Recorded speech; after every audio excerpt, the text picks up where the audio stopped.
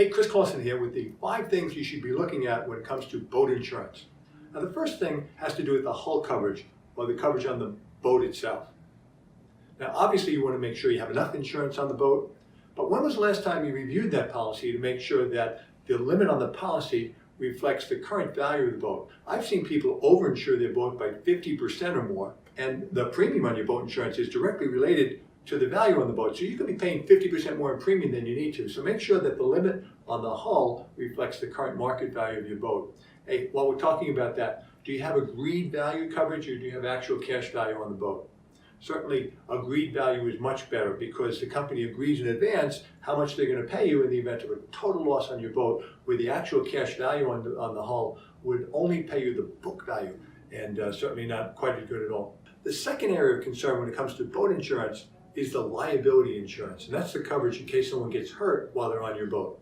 Now, with boat insurance, you might see it referenced as protection and indemnity, or P&I coverage.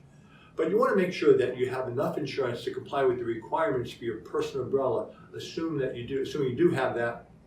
And if you don't have a personal umbrella, you should get a personal umbrella. But in the meantime, make sure you have at least $500,000 or better yet $1 million of coverage. And you know the difference between $500,000 and $1 million of coverage might only be 25 or 50 bucks for the year.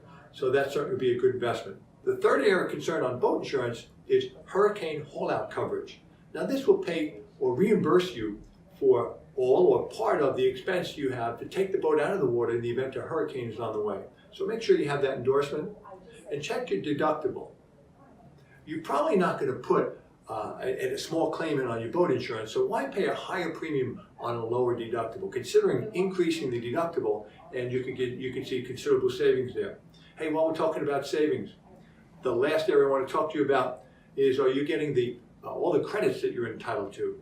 If you've taken a Coast Guard boating safety course, you could get a credit for that. Many companies have companion policy credits. If you have more than one policy in place with that company, you could get a credit of 5, 10% or more.